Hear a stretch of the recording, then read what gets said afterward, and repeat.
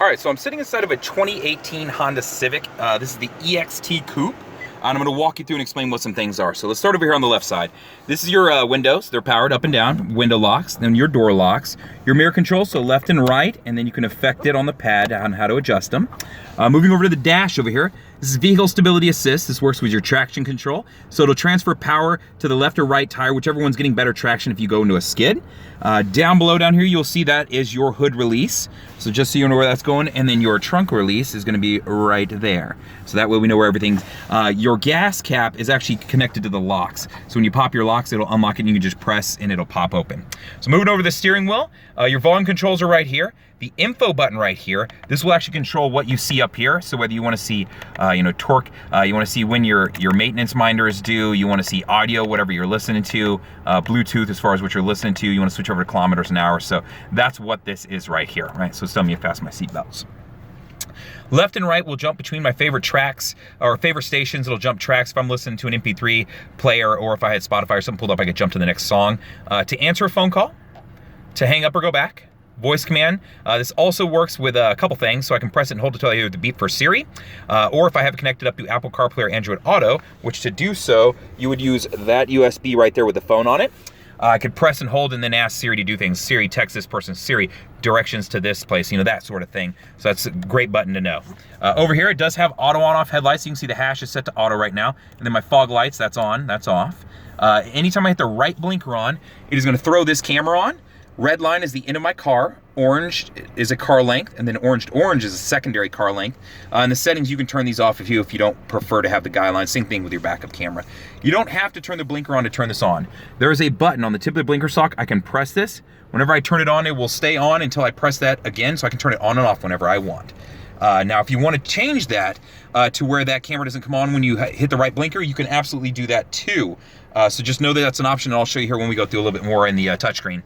So my windshield wipers are controlled right here. They are intermittent, so I can control this as far as speeds.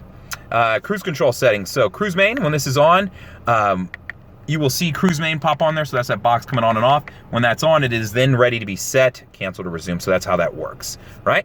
So it is a push button start in the EX model. So it does come with keyless entry along with that and remote start. The remote start, let me grab the key here and I'll show you a couple things. So here's my key. To use remote start, press the lock button and then press and hold this for a couple seconds and it'll fire on the car. It'll then turn the AC on or the heat on and get to 72, 74 range. So know that it'll do that. It'll run for about 20 minutes. If I turned it on and needed to turn it back off immediately, like I wasn't gonna leave, I could press the unlock button and then remote start and that would turn it off. My trunk release, and then you'll see I do have I can set off an alarm. On the back, there is a little switch. I can pull this, and there's a key right here connected to this piece. It'll slide out. So if I killed the battery, I could still get my belongings out, or I could just hand this piece to like a valet guy. So that's what's going on with the key. Now moving to the touchscreen. All right, so I'm gonna hit the home button and kind of walk you through this. This is essentially like a home button on your phone. So audio-wise, let's first go through what all you have. So audio-wise, my source will give me my options. So I've got FM, AM, 90 days of satellite radio for free. USBs that I can plug into as far as a USB drive, an iPod, an iPad, thumb drives, things like that. I do have Bluetooth, so I can wirelessly connect up and listen. I do have Pandora compatibility. If you're a Spotify person, you can always use the Bluetooth symbol and listen to Spotify that way too. If you have Apple CarPlay or Android Auto pulled up, you have access to those too, so just be aware of that. So that's what's going on audio-wise. Moving down one, my info. So two different screens here that a lot of people like to use. First would be the trip computer. If I was taking a long trip, I can get that same info. I can get, let me scroll over to it here and I'll show you. I can get that same info right here. So it's just depend on preference on where I want this info. The other thing that a lot of people will like to use is the clock wallpaper.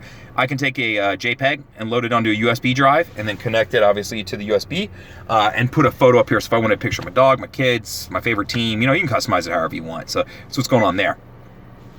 Hondalink, this allows you to connect up to your car via your phone, and it just gives you things like maintenance reminders, recall notices, things like that. So it's just kind of helpful in that sense. So that's what this is for. Phone, first time you touch this, it'll prompt you to connect to a phone. If you've already connected a phone, but you want to connect a secondary phone, I'll show you how to do that real quick, because that's just going to give you access to your phone calls, your contact lists, texts, emails, things like that. So settings is going to be how to connect a phone to Bluetooth. We're then going to go to Bluetooth/Wi-Fi. From here, we want the Bluetooth device list. And And then at the bottom of the screen, see where it says add Bluetooth device, you're gonna touch that. It's gonna then prompt you, would you like to add a phone? Please turn it on the Bluetooth, so you do so. Set it to discoverable if it's not an iPhone. If it's an Android-based phone, usually it'll do it automatically too. And then this will connect up. So that's how you connect the phone to the vehicle. Now, settings. A couple things I want to show you in the settings department. The first one is under vehicle.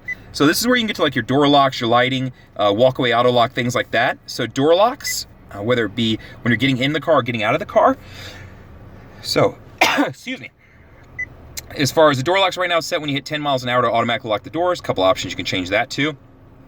When you're getting out of the car, when you open your driver's side door, it'll then unlock the remaining doors, and there's a couple other options, you can change that one too. So just some different things that you can get here. Walkaway auto lock, this is a feature I really like. If you turn this feature on, what it does is, if you get outside of 10 feet from your car with the keys, it will automatically lock the door. So that way you don't have to worry about did you lock it when you get halfway into the grocery store, things like that. So just some really nice features here. As far as like, let's back out to just the general settings. Let's go to cameras.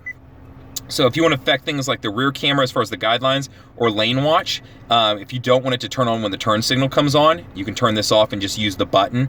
So this is what I was mentioning, are the reference lines. You can turn those off also. Same thing on the rear view camera. I can turn off the reference guidelines too. So just some things to keep in mind in case you want to mess with that or you prefer something better.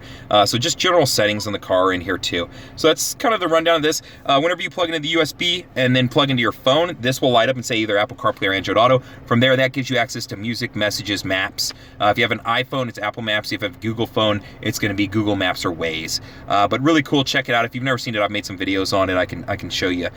Moving down, climate control. So I can press this. This gives me access to everything up here on the touchscreen. So my fan speed, all of that. And then with it off, I still have control over my temperature. You'll see my temperature up here in the corner. See how they're synced up right now. I can unsync them with this button right here, and then we can adjust them separately of each other.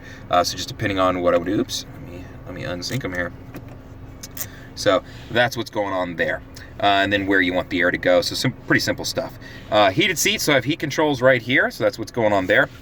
You'll notice down there is a pocket and a little lip here, so you can run the USB wire through there and connect it so it doesn't always fall down, and that way you can connect to your phone a little bit easier. Brake hold. So brake hold is set up to where if you're in stop and go traffic and the car is in drive, you have to have your seatbelt on this for this to work. But what'll happen is I can come to a complete stop. It'll hold the brake while the car's in drive to where I can let my foot off of it. So that way if you're stop, go, stop, gas, gas, stop, you know, that kind of thing. It's just a convenience feature, makes life a little bit easier. Parking brake right here is electronic. To set it, I put my foot on the brake, I lift up on it to set it. When I do so, you will see brake come on up there. See that red brake symbol over there? To release it, foot on the brake, press down on the trigger, it releases it. Econ button, whenever I turn this on, you will see a green leaf come on up there, so you can see it flashing at me right now. What this button does is improves gas mileage.